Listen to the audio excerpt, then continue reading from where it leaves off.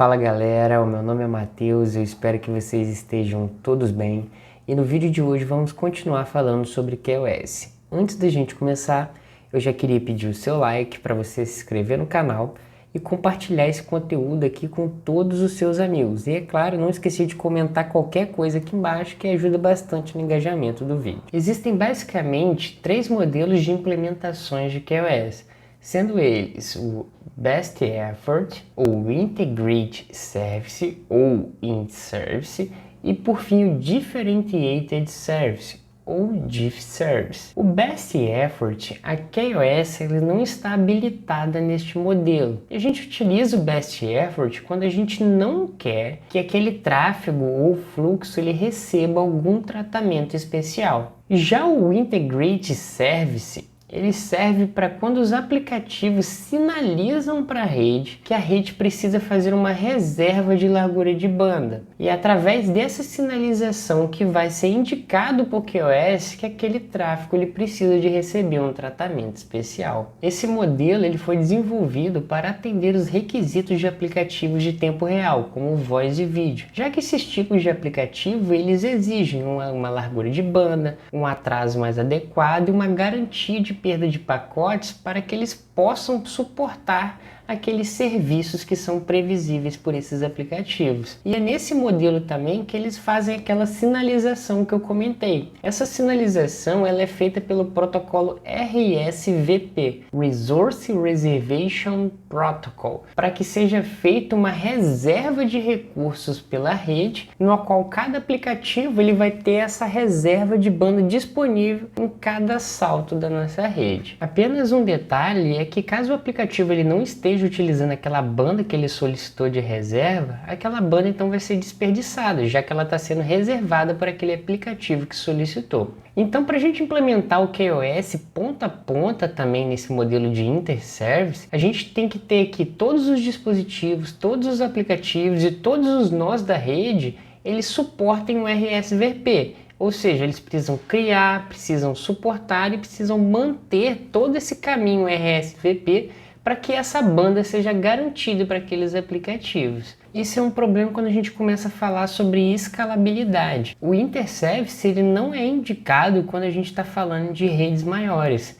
E para esses tipos de cenários, o Diff Service que foi desenvolvido. O Diff Service ele foi projetado para lidar com essas limitações do Interservice e do Best Effort. Com esse tipo de modelo, não há uma necessidade dos aplicativos sinalizarem para a rede para que seja feita uma reserva de banda. E também não há nenhum estado de fluxo, ou seja, nenhum túnel RSVP ali que garanta essa banda para os aplicativos. Nessas características do QoS, como largura de banda e gerenciamento de atraso, nesse caso do Diff Service, elas vão ser feitas salto a salto de acordo com as políticas de QoS definidas de forma independente de cada salto. Com o Differentiated Service, o nosso tráfego ele vai ser dividido em classes diferentes, de modo que seja aplicado níveis de serviços a cada classe de acordo com a sua importância para o nosso negócio.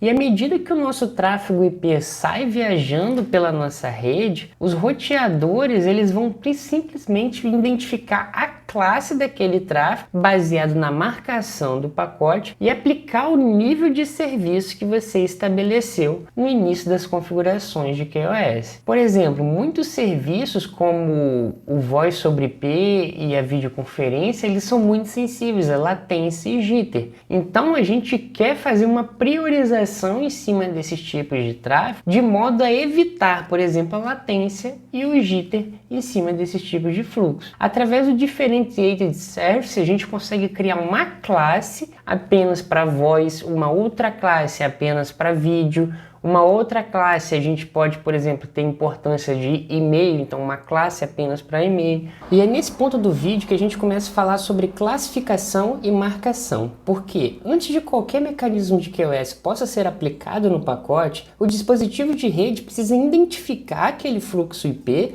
e categorizar ele de acordo com a classe que foi definida nos seus requisitos do negócio. E após essa classificação ser feita, vai ser necessário entrar a marcação do pacote. Essa marcação é se fosse a gente colorir os pacotes em cores diferentes de acordo com sua classe. E essa marcação vai ajudar os próximos dispositivos da rede a identificarem esse fluxo e também aplicarem o QoS com base nessa classificação e marcação que foi feita previamente no nosso projeto. E cada vez que o pacote atravessa a nossa rede, ele vai receber esses tratamentos que a gente definiu de acordo com a sua classe e com a sua marcação que está feita no pacote. Quando a gente fala de classificação, é que a classificação é um mecanismo de QoS que é responsável pela diferenciação de tráfegos IPs diferentes. E a classificação usa alguns descritores para poder identificar de qual classe esse tráfego IP pertence. E a classificação dos pacotes, ela sempre deve ocorrer na borda da rede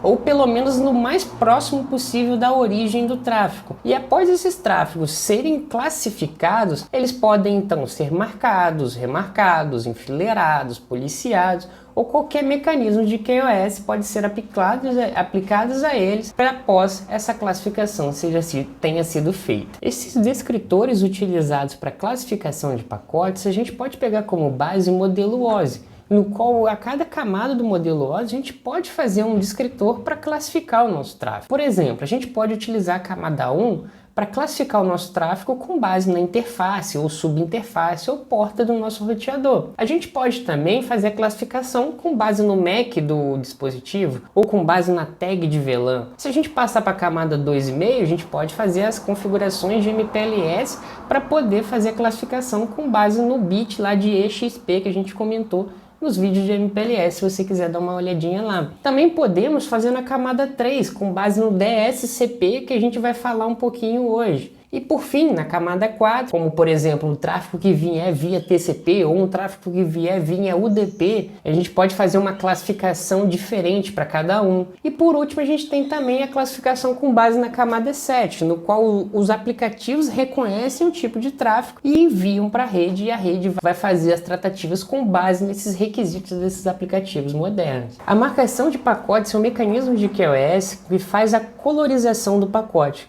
Quando a gente fala de colorir o pacote, é porque o roteador faz uma alteração no cabeçalho do pacote, de modo que quando ele colore ou altera o seu cabeçalho, ele faz um descritor, assim como na classificação. E através desse descritor, que é a alteração que o roteador faz, os próximos roteadores em seguida vão poder identificar esse pacote e vão poder diferenciar ele dos demais pacotes que estão chegando no roteador. E aí que vem aquelas questões que a gente pode aplicar os mecanismos de QoS. Por exemplo, se o pacote tiver essa marcação, a gente vai poder priorizar ele em relação a outros, ou reservar uma largura de banda para esse tipo de pacote, e assim por diante. Os descritores mais famosos que a gente utiliza em marcação de pacotes em QoS geralmente são o internal, né, que são baseados nos grupos de QoS, o L2, que a gente chama de Class of Service ou COS, o L2.5, né, que é os bits de MPLS, e o L3, né, que a gente começa a falar de DSCP e o IP Precedence, que a gente vai ver já já no vídeo de hoje. Quando falamos de marcação de camada 2, inevitavelmente a gente tem que falar de protocolo 802.1q, que é o protocolo que permite a gente configurar VLANs dentro de switches. Esse protocolo ele define dois campos de 2 bytes, sendo eles o TPID, o Tag Protocol Identifier, e o TCI, que é o Tag Control Information, que eles são inseridos no quadro Ethernet. O campo do TPID ele é um campo de 16 bits e que é atribuído um valor de 0x8100, que ele faz a menção, a identificação que esse quadro foi marcado com o protocolo 802.1q. Já o TCI, ele tem um campo de 16 bits também, já que são 2 bytes, e ele possui 3 campos dentro desse TCI, sendo eles o PCB, que é o Priority Code Point, que é de 3 bits. A gente tem também o Drop Eligible Indicator, que é o DEI, que é de 1 bit, e a gente tem também o VLAN Identifier, que é o de 12 bits, que indica a numeração da nossa VLAN. Se você ver aí, esses 12 bits é justamente o número de VLANs que a gente consegue configurar no switch, que vai de 1 até 4095. O PCB, ou Priority Code Point, ajuda a gente a fazer a marcação de um quadro com base nos requisitos do Class of Service. Essa marcação de Class of Service ela é dividida em 8 níveis diferentes, sendo eles de 0 a 7, onde 0 é o nível menos prioritário e 7 é o nível mais prioritário. Na tabela do lado, você pode dar uma conferida aqui comigo em quais são níveis indicados para cada tipo de serviço. Por exemplo, se eu marcar o quadro Ethernet com PCB de 4, indica que esse tipo de tráfego ele é para, por exemplo, aplicações de vídeo. Já se eu marcar para um PCB 5, é indicado para aplicações de voz. Uma desvantagem desse uso do Class of Service é que o quadro ele perde a marcação caso esse quadro passe por uma interface que ela não tem o protocolo 802.1q habilitado ou passe por uma interface que é de camada 3. E por esse motivo, os pacotes devem ser marcados com base em outras marcações de camada superior sempre que possível, para que esses valores de marcação possam ser preservados de ponta a ponta. Por exemplo, os níveis de prioridade do Class of Service, eles correspondem diretamente aos valores do tipo de serviço de IP Precedence, ou do campo de TOS, que a gente vai falar já quando estiver falando de marcação de camada 3. Já o outro campo DEI, ou Drop Eligible Indicator, é o campo que indica um bit que possa ser usado independente do conjunto de PCB. Então, o que a gente marcou no campo de PCB não tem nada a ver do que a gente está marcando nesse campo de DEI. E o valor padrão para esse campo ele indica 0, que indica que esse quadro ele não é elegível para que seja feito um drop em cima dele. Caso ele esteja marcado como 1, esse quadro vai ser elegível para que seja dropado pelo switch. E o último campo que a gente vai falar é o campo de VLAN Identifier, que serve basicamente para indicar o ID da VLAN que está passando pelo nosso switch. Se você não sabe o que é VLAN, dá uma olhadinha aqui no nosso vídeo sobre VLANs que temos aqui no canal. E é agora que a gente começa a falar sobre marcação de camada 3, porque conforme o nosso pacote viaja pela nossa rede, esse pacote pode atravessar interfaces que não têm trocamento 802.1q ou até mesmo nem suportem o Class of Service.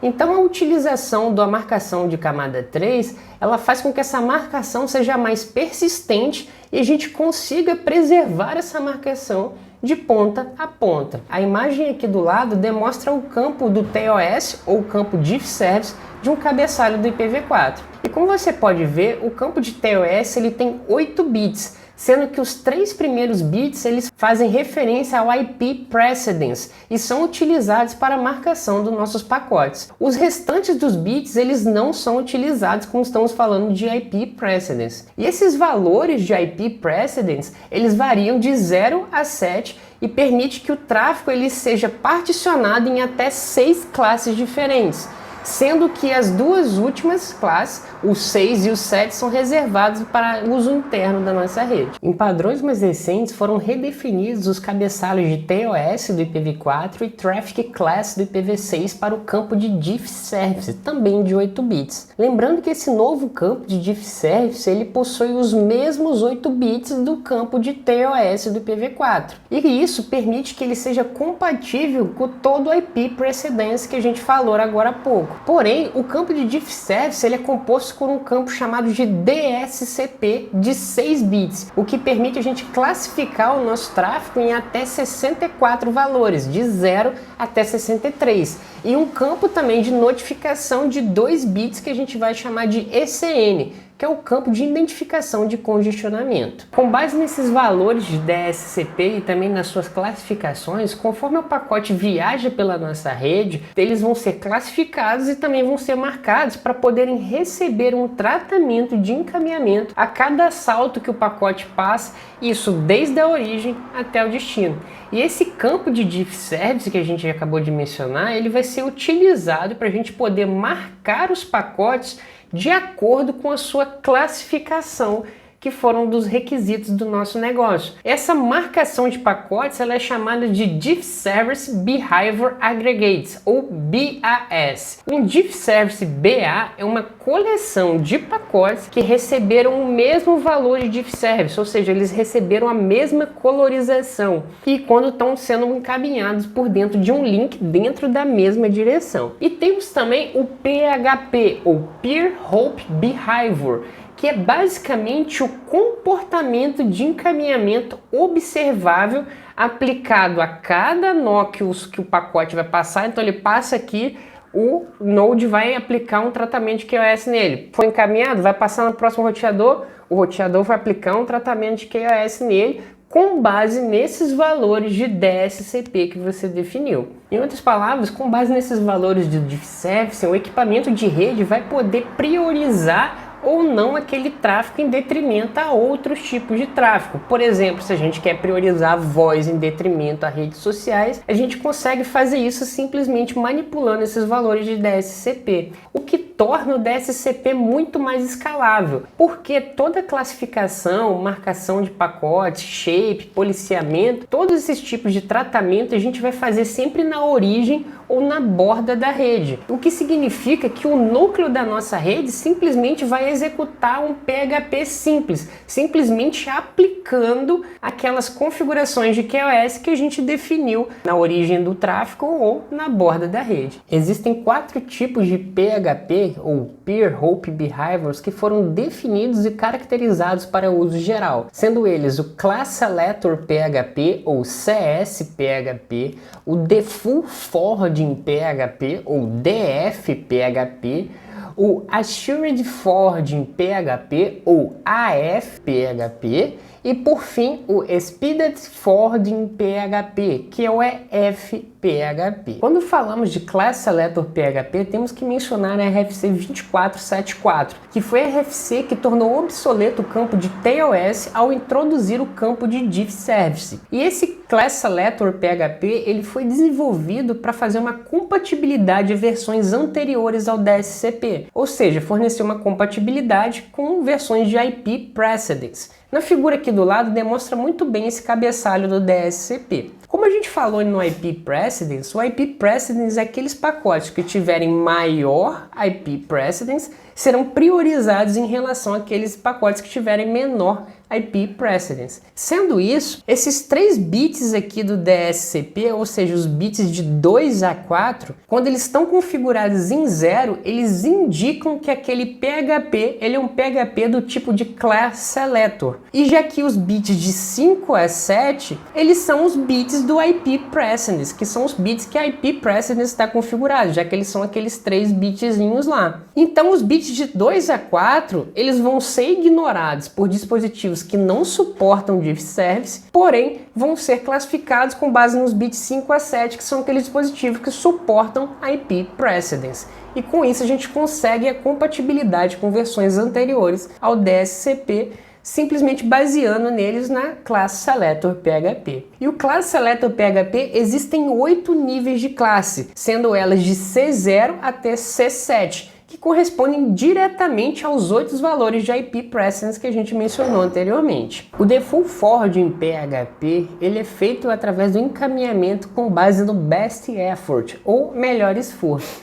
Esse tipo de tráfego ele não é recebido nenhum tratamento especial de QoS em cima dele, seja porque a nossa política de QoS está incompleta, ou mesmo porque ele não pode receber nenhum tipo de tratamento especial de QoS. A gente tem também a AF-PHP, e a gente utiliza a AF-PHP porque ela garante uma certa quantidade de largura de banda para uma classe AF, e também permite que essa classe tenha acesso a uma largura de banda extra, caso essa largura de banda esteja disponível no nosso link. Os pacotes que são marcados como AF, eles são indicados no campo de DSCP dos bits de 5 a 7, e a gente consegue definir essa AF em 4 classes diferentes, que vão de AF1 até a F4. E os bits de DSCP delas vão ficar da seguinte forma. Por exemplo, a F1 vai ser 001, a F2 010, a F3 011 e a F4 100. O que vale ressaltar, galera, é que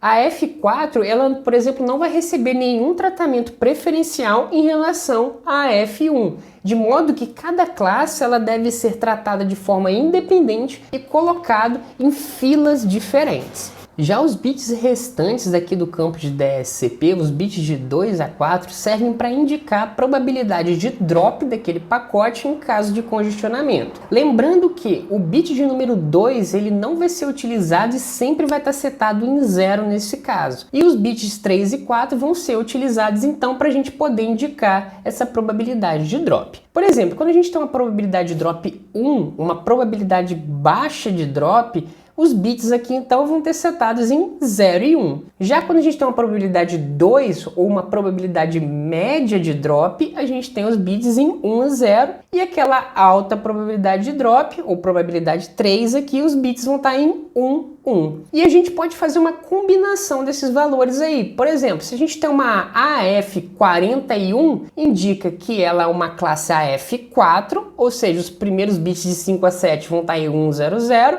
e o 1 vai indicar aqui a probabilidade baixa de drop daquela classe, porque os bits estão em 0 e 1, ok? E a gente pode combinar isso daí de acordo com a tabela aqui do lado que vocês podem ver. Por exemplo, a gente tem várias classes aí, a F1, onde a gente tem a F11, a F12, a F13, temos também a F21, 23, a F41, 42 e 43, e onde a gente tem várias classes de F1 a 4 e as probabilidades de drops correspondentes a ela. Um exemplo que a gente pode dar é que quando um pacote chega no roteador, por exemplo, e aquele link ele está saturado, está congestionado, qual pacote que ele vai dar prioridade? Um pacote marcado com a F11 ou a F13? Pode ser até não tão consensual a gente falar, pô, uma F13 vai ser priorizada em relação a F1, só que na verdade não é o que ocorre, porque o AF11 ele é uma classe AF1